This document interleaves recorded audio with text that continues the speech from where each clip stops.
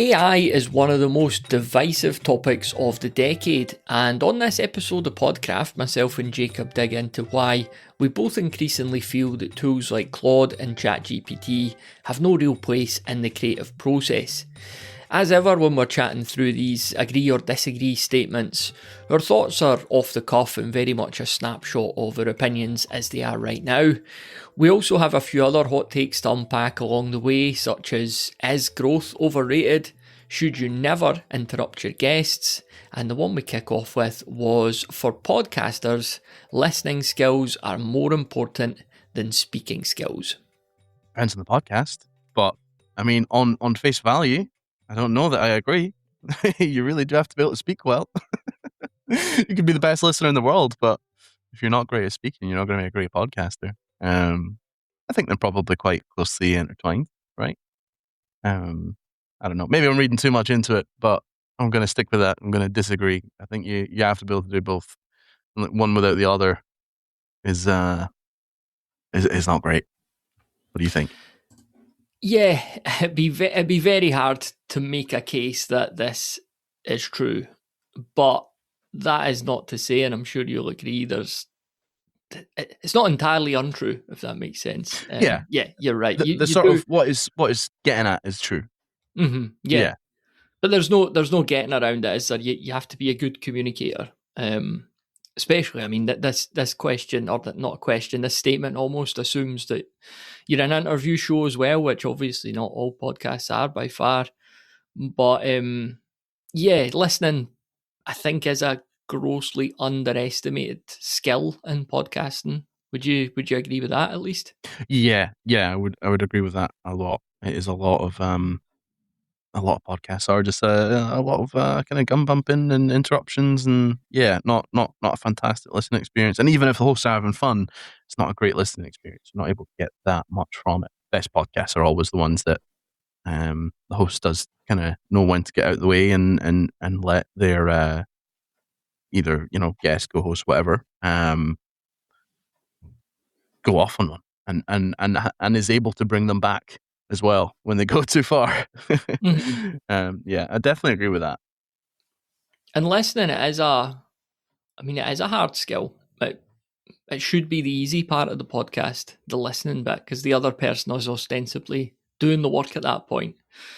Mm-hmm. But if you're not closely paying attention to what they're saying, you risk asking a question that they've already answered, or missing a great opportunity for a follow-up question, getting into something that your listeners are screaming out, like, I want to know more about this, and it just flies over your head without even noticing it, and you take it off in a different direction. Yeah. And it's tricky, isn't it? Because when you're running a podcast, you're often doing what we're doing now. You're recording remotely, you're paying attention to a couple of different things. You're kind of keeping an eye on your recording, you're obviously thinking about what you're going to say next as well, and that you're juggling a few things, and it'd be easy to let what the other person's saying pass you by in favour of these other things. So I appreciate that it is tricky, but I think it's something we need to definitely pay attention to. Definitely. Do you think video's been detrimental for that in some ways? It's just another thing that you're kind of focusing on. You're looking at each other, you're making sure you're not making any weird expressions, and it's just another thing to be conscious about. And the more self-conscious you are, I guess, as a podcaster, the less you're focusing on just listening and having a good conversation and looking for those opportunities, like you say. It's a good point. Yeah, it's a good point. And I'd imagine that will definitely come into it when, you're bringing in a new dimension of a recording. It's not now just about the audio. For some people, it's about the video and the presentation as well. You ever see, and I dare say this will happen on video podcasts, of which I don't watch, I'll admit that, but if you see a talk show on TV and you've got like two presenters on a sofa, have you seen the weird thing? And they've done this for years, but like one of them's talking and the other one will like grin manically at the camera, but then sometimes look round and like really grin at the other person, and there's just a lot of like, it's obviously just a bit of show for the cameras. Yeah. But I always just find that incredibly awkward. When you just look at one person in isolation, you're like, they're just grinning manically. But yeah, it's something else. I wonder if it would actually be. I don't think I've ever actually recorded a podcast with other people in person. I've always recorded remotely. I wonder if it would be easier in person. It'd feel more natural. You might end up with like weird things, weird expressions, and just like things that look weird depending on the camera that's being used. But you're not that aware of it at the time. Hmm. You're just having a conversation in the moment, in a place, a point in time. Um, but with remote recording, it's like I don't know, maybe it feels a bit more clinical. Yeah, You've just got like it is kind of weird. I've got a little me just up here on my screen, and I've got a medium-sized you, and I've got my notes on the other side of the screen, and it's like there's a lot going on here. yeah. I know it's a very artificial. As much as we're having a good human chat here, it's everything around us is very artificial and very manufactured. And yeah, it Yeah, does take a bit of practice to get used to it, I guess. yeah, yeah. Still, We've wonderful just had technology. some existential realizations here beyond the scope of that. All right, I guess we've said enough about that one. I'll let you have a wee look on the old list. Hmm. Okay, I actually just had a conversation with a pal about this about an hour ago, and it is using AI as a creative assistant erodes your humanity. And goes further than that, perhaps, just to add on to what we have on our list. It also, over time, hemorrhages your ability to interpret things and express things. Yeah, this is as strong an agreement on one of these as I think I've had so far in this episode. Like I'm super, super aware of this now.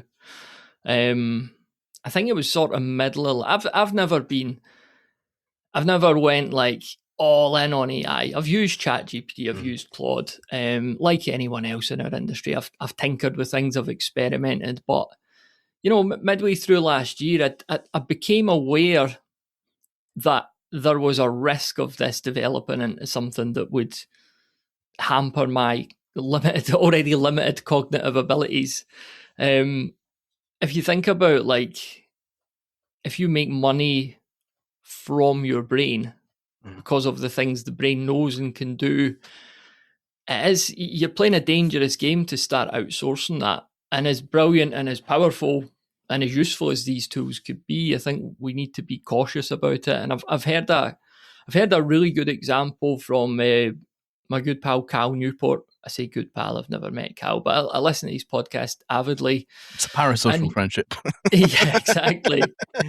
So he was talking about, if you go to the gym and you brought along this special device and it basically helped you to power lift and like, you could lift like 6 times the amount of weight with this machine and like you could put it on the treadmill and it'll run like 100 miles for you and that. What would be the end game there? Because you're walking out of the gym and you've done bugger all and you're no fitter, you're less fit probably. So over time, what is the impact of that? And I know that that's a very stretched kind of analogy, but I think there's something in there where, yeah, just outsourcing all our thinking, especially writing, things like writing. Mhm. Writing's hard, and it's hard for a reason, and it's good for your brain to do it. It's good to be able to express your ideas in the written word. But even when it comes to idea generation or figuring out creative problems as well, I always liked working on say if I've been working on a piece of fiction and there's a particular story angle that I'm just trying to work out, and I'd go on long walks and figure it out, and it would take weeks, but it was really satisfying when things clicked into place. And now, how easy would it be to go? And I've not done this, but how easy would it be to go to ChatGPT and say, this is what's happening in my plot. Give me 6 or 7 potential endings, and I bet it would do a really good job at it. Mm. But again, what's your end game there? So yeah, I totally agree with this. I could talk at long length about it, but I'm going to let you come in and say your piece as well now. Yeah, no, Matthew, everything you're saying totally resonates. It's pretty scary, and I mean, I've been super enthusiastic about AI from the beginning because it felt like the next sort of natural step for computers. You know, um, we've always wanted to just like ask a computer something and get an answer. You know, and we kind of had that. We had that. Google was that. Wikipedia was that. All the great sites that exist out there, like the podcast host, a great font of knowledge for podcasts, and the information was there, and that's why it felt exciting. And then you could do things with that information and all this kind of stuff. But yeah, we're getting to a place now where people are starting to replace that part of their brain where they could get the information, but then they had to do something with it. You had to actually learn with it. You had to work with it. You had to write with it. You had to implement it. And I think it's really scary that, I mean, us, sure, but the younger generation are, I don't know, I think possibly Wikipedia was before your time at school, Matthew. Yeah. When I was in school, it was a big deal. You do not use Wikipedia as a source. You're not allowed because it can contain nonsense, which is for where we are now, crazy. Do you know what I mean? Because people are using ChatGPT to write their homework for them and all these things. And the sort of Overton window of like what information is and what like trustworthy information is and how we use it is completely shifted. And I don't know, I find that really, really scary. I think that although my kind of like interest in AI was really, really wide for a long time, I can feel it narrowing down, especially having worked in the podcasting industry for so long, and being quite close um, to creatives and people whose job is their humanity in a way. I think that it probably belongs nowhere near anything creative at all. I think you should get away. I don't know how we do it. Um, I do know that, just being mad about it isn't going to change anything. I'm not sure exactly what we can do. But I find myself believing that, at least for me personally, I want AI out of my creative processes and that stays sovereign to me. But that is not to say that it is not useful for other things. I do think that there's a lot of tasks where it can create value.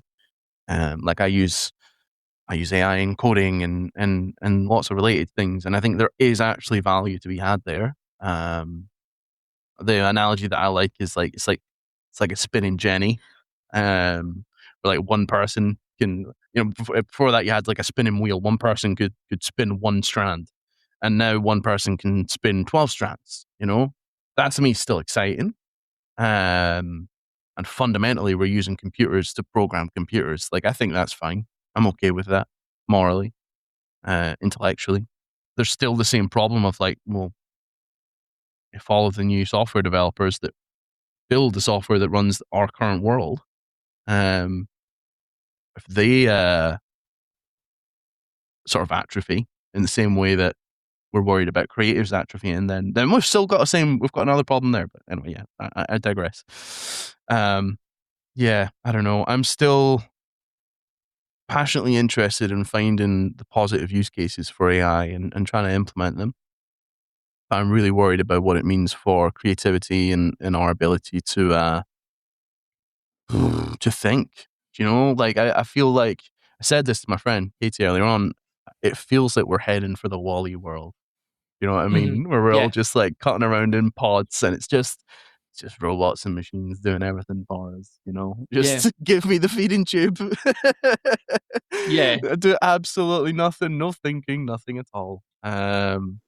So yeah, I don't know. It's scary. Further we go, it's scary, and I don't know how to handle that personally. As someone who's like equal parts excited in certain areas and equal parts like just yeah angry and scared in others.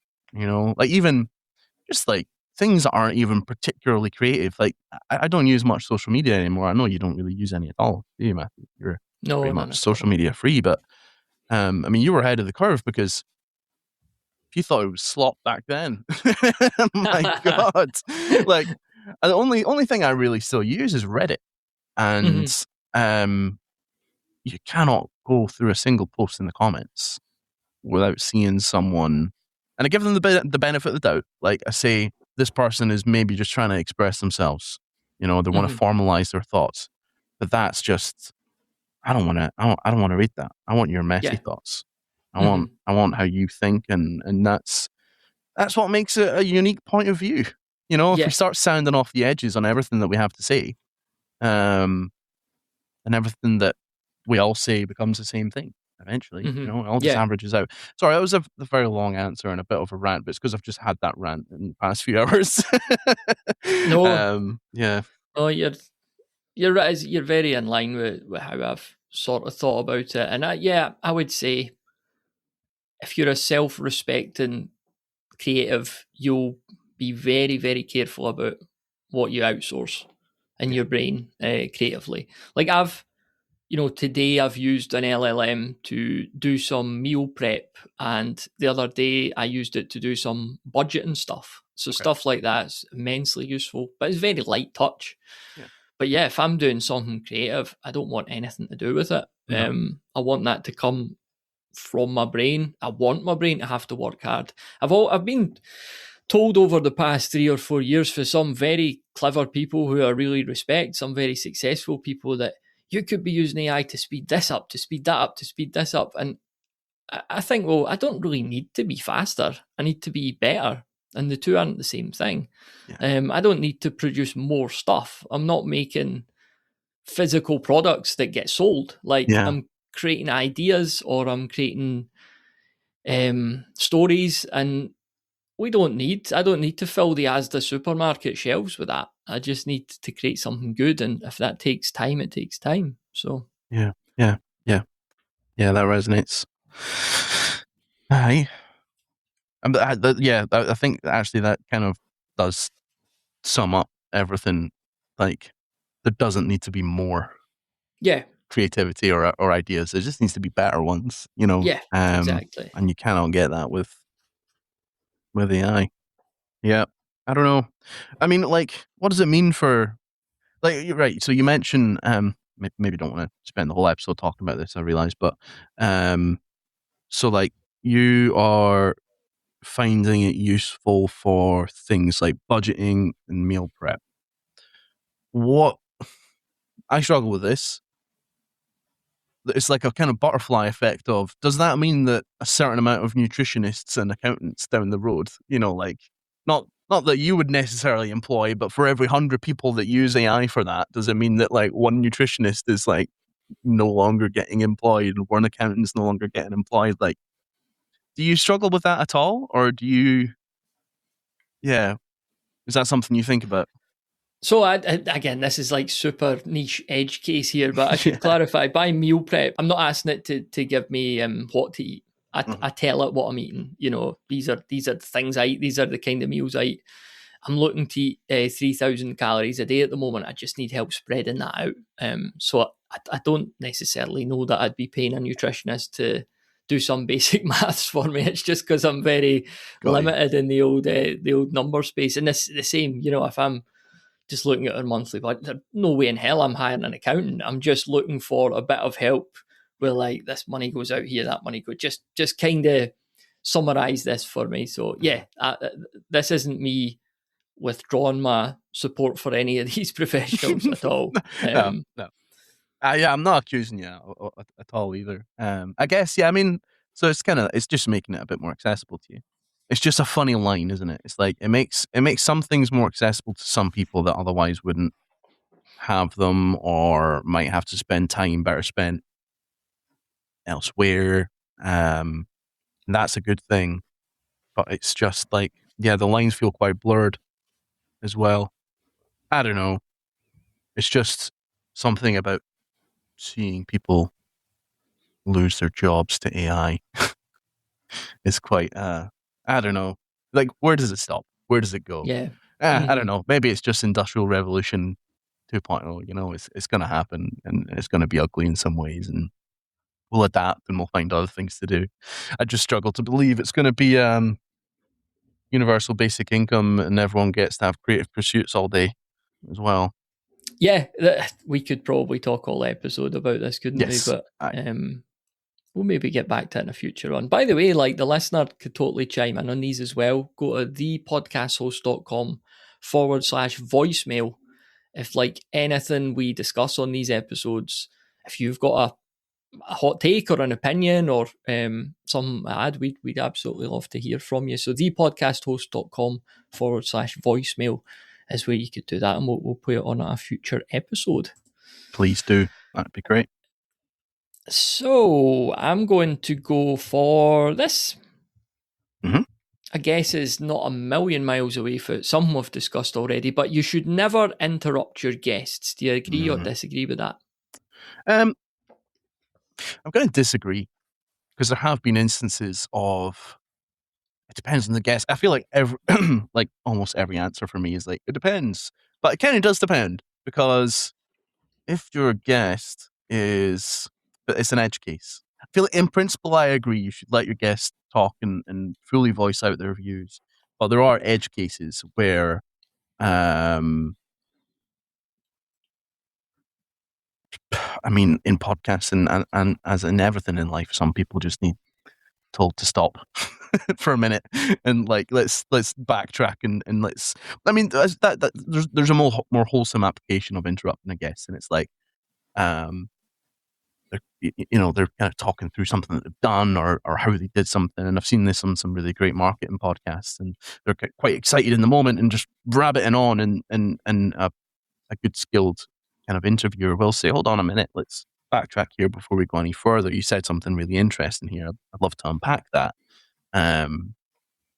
Probably the interviewee would also like to do that, but is lost in the moment and just kind of going a million miles an hour and is quite excited to talk about things. So yeah, I think there's good and positive ways to interrupt a guest for the good of them and for the listener. But also, I don't know, maybe a lot of these episodes don't get published, but every now and again you do see certain interviewees on certain podcasts who, yeah, I don't know. You can't always just let people talk shit all the time. You're either going to salvage the episode or it's not going to be published. So yeah, I don't know. But for the most part, I think totally people should be allowed to get what's in their brain out of their mouth. Mm-hmm. It's usually the good call. What do you think? Yeah, so with the statement is you should never interrupt your guests, and I think never is too final. So yeah, I disagree. I do think that you'll find some podcasters who don't interrupt when they probably should. I would say these kind of podcasters are in a minority, I would say. But there are times, and it harks back to a few episodes ago, Jacob, you talked about the show that had somebody on, and they kind of briefly mentioned that they had done some advertising. Was it in Las Vegas on the Strip or something like that? That's right, on the Sphere. Yeah. Yeah. And the presenter had rightly, whether they literally interrupted or waited until, the next question to pick up on that, I'm not sure. But these are things where, let's talk about that. I have experienced more as a listener in the kind of other direction where some presenters just annoy me with their constant breaking up of the flow of conversations, almost chipmunk like, here, there and everywhere kind of thing. And I feel we never really get a cadence, never really get a flow in the conversation because they're always trying to jump in. And what I think it is, like, Tim Ferriss is a very good interviewer, and he has always, he's not overbearing with his interview skills, but he'll cut in and ask, why do you say that or that? And he's really good at it. But I think a lot of people try to do that and do it badly, and they cut in at the wrong moment when it's not really necessary. And you could tell that what the guest is saying is leading to quite a good finale or whatever, and they just cut in and they break the flow and they take it off elsewhere. And I think, if you run an interview podcast,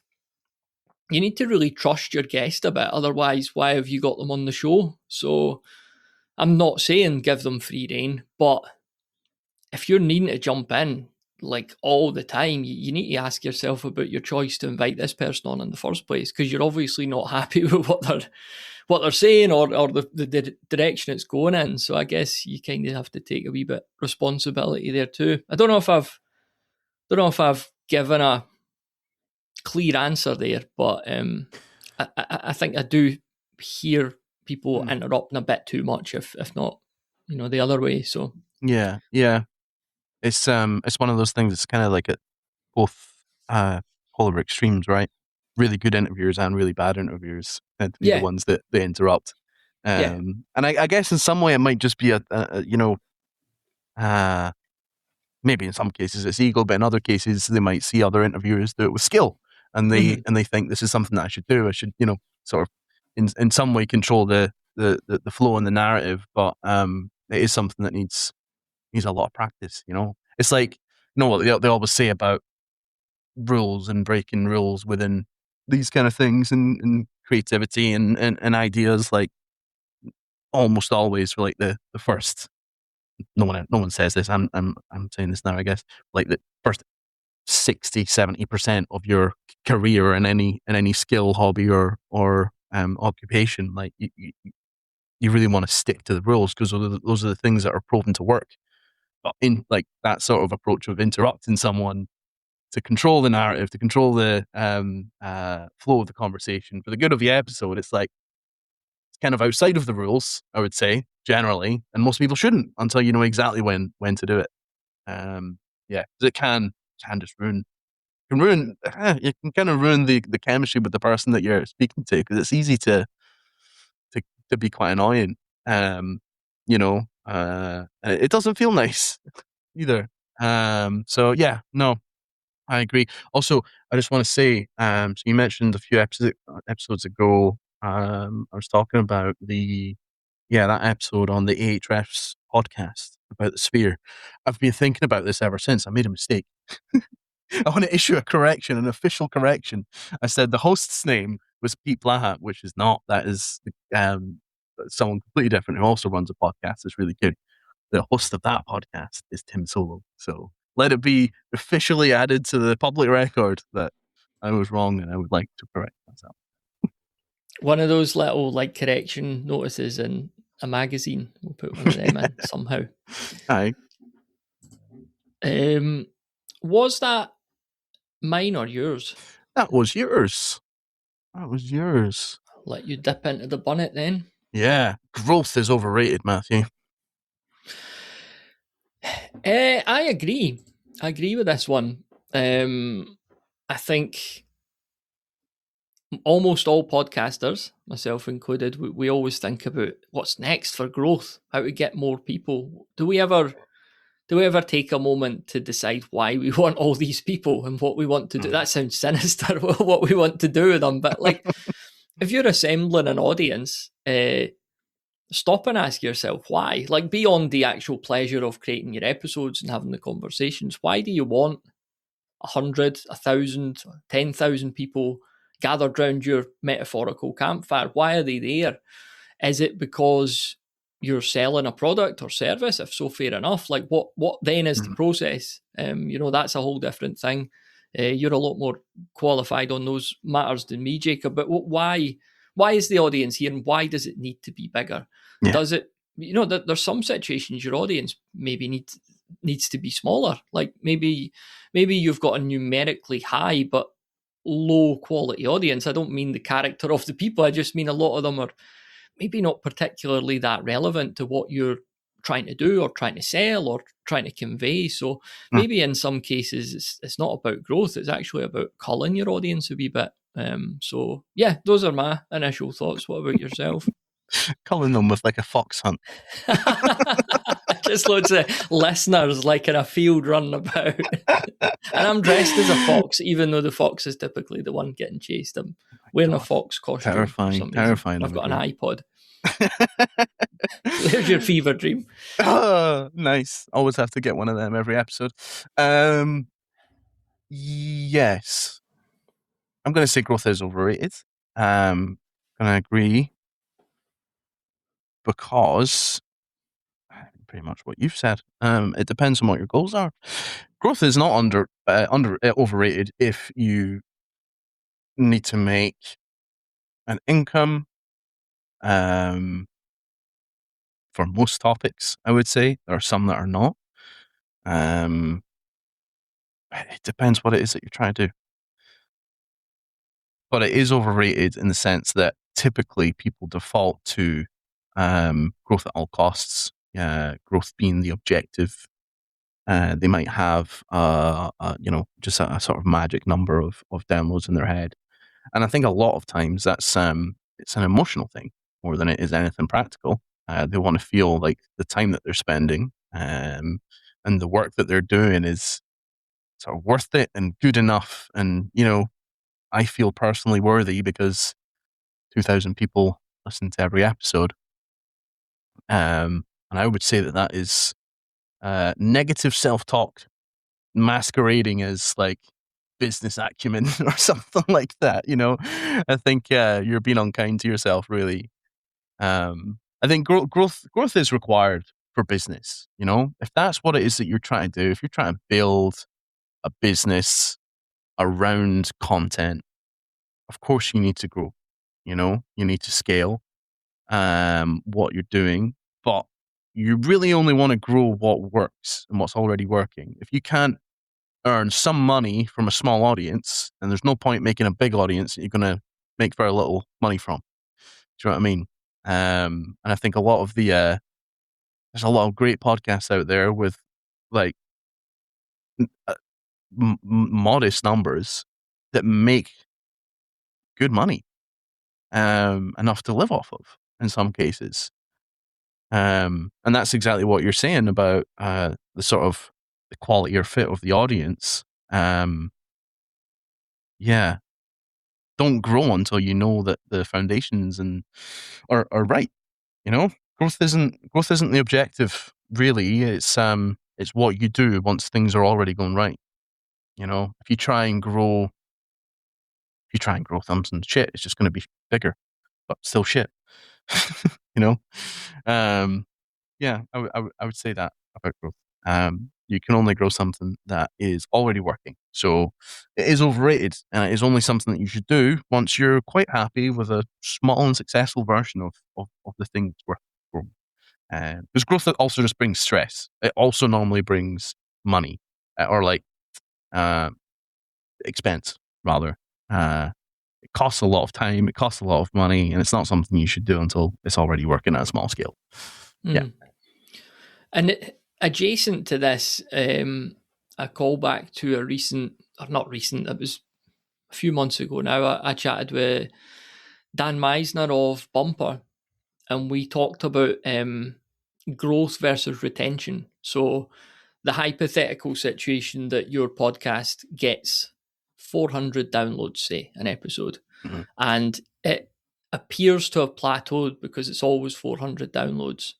But what's happening here is lots of people are actually finding you, but you don't have a growth problem, you have a retention problem because for some reason or other, your content is not making those people stick around, and they're leaving, and more are coming in because your growth strategies are working, but they've nothing to stay around for. They don't like what you're doing for one reason or another. So if you just look at your downloads, you might say, oh, I've just plateaued, but you've not plateaued at all. You've got two, well, one's a good problem. The other one is a problem that definitely needs addressed. So that's just a little side note to that, I suppose. No, it's a very important one. It's the other side of the coin. If you've got the kind of leaky bucket situation, you can spend money on ads. You can,